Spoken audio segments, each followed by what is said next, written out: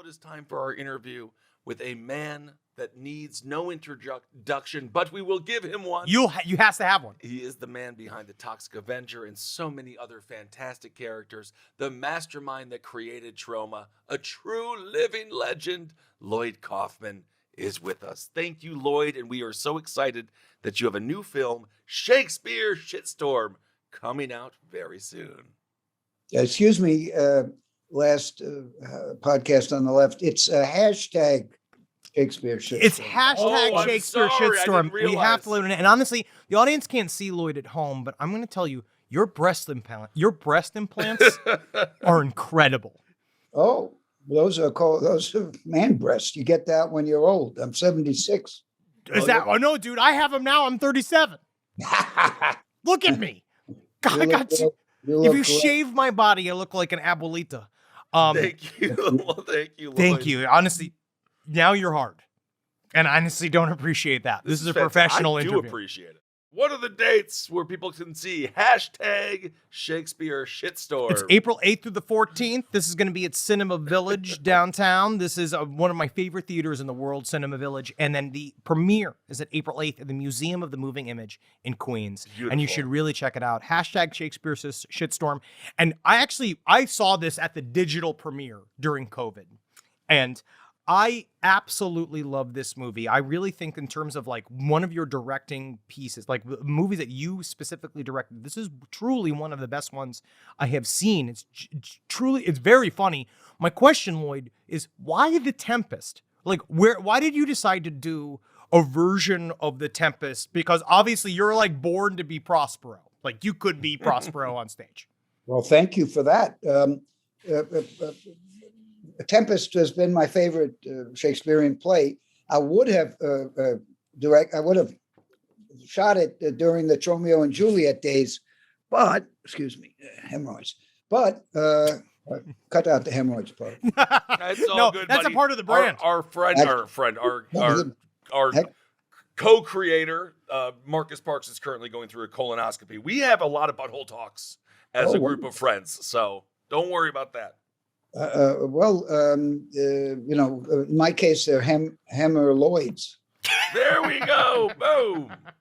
What are we talking about? I know. Oh, yeah, you asked a good question. The Tempest is my favorite Shakespearean play. I saw it for the first time with my mother when I was about 8 or 9 in Stratford, Connecticut. Maurice Evans and I can't remember the others, but it knocked me out as a kid. And it stayed with me through my whole life, and I figured I'll wait till I'm kind of Prospero's age, and when I can really get into his feelings, and so I waited on The Tempest to now, and it's the Tempest, as you know, is about the loss of power. Yeah, it's about magic.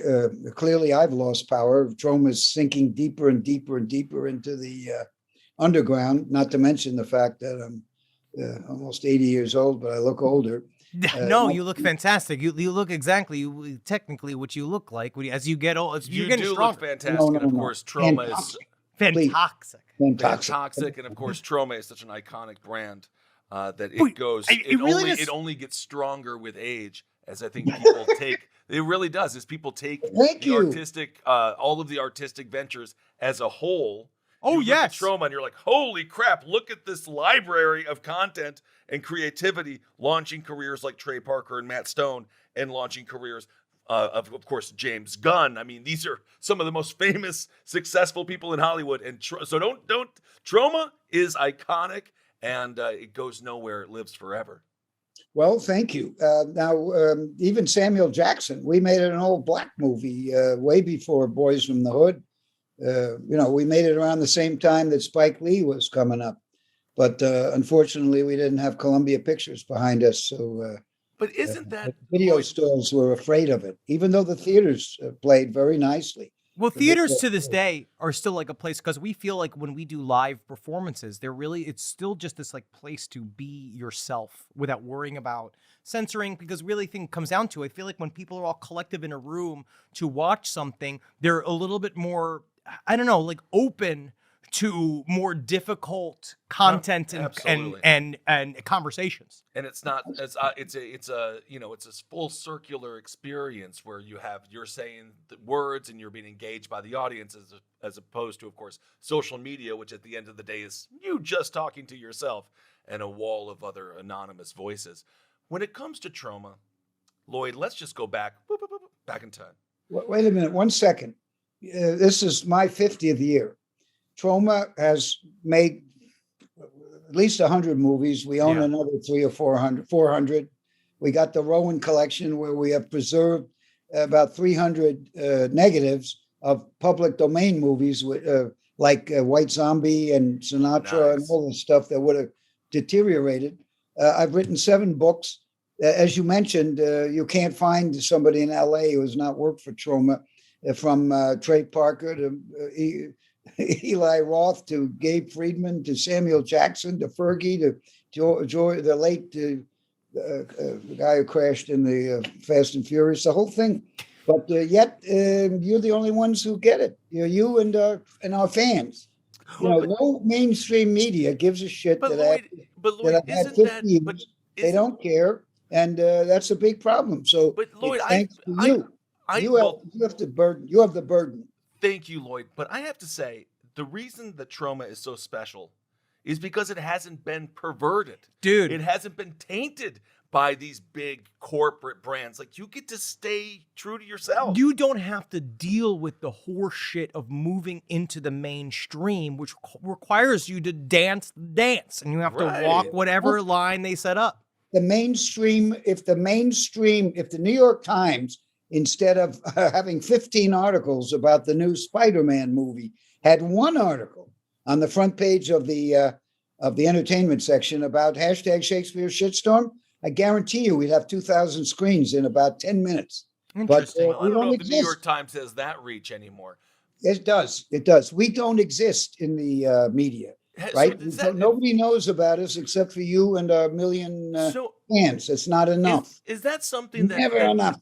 Is that something that truly does aggravate you? Because from a fan perspective, Henry and mine and our audience, we see, I remember the first time watching Toxic Avenger, your interpretation, speaking of superhero movies, as this nerd all of a sudden becomes the Avenger for all that have been downtrodden. And of course, it's also a very pro-environmental movie. I mean, you were doing that shit back in the day before it became eco-horror. Yeah, exactly. Like you were been talking about the environment for a long time. You've been talking about workers' rights for a long time. You've been talking about equality between the genders for a long time. And it's interesting to see how your stuff, which is kind of where we live, which is that the whole point is to put a lesson in the middle of a bunch of shit jokes, because it's the sugar that makes the medicine go down. And then also because you are, you're not on the outside. You created an entity. You are also on the inside in that way. But because you have sort of a peripheral view and just an unbelievable,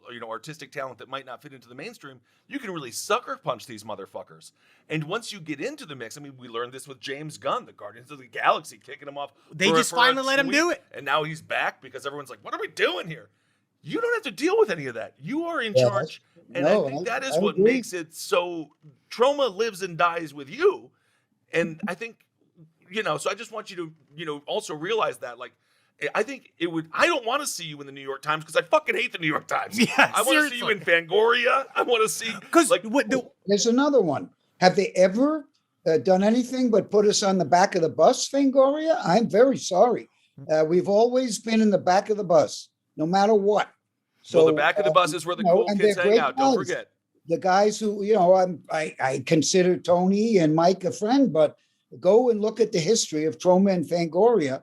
And up until today, where are the No, it's about Fox and Sony and Spider-Man, and maybe there are a few little coterie friends and Joe Bob Briggs which is owned by a company AMC. that knows nothing. What's it called? Shudder. Which is owned by a giant devil worshipping conglomerate.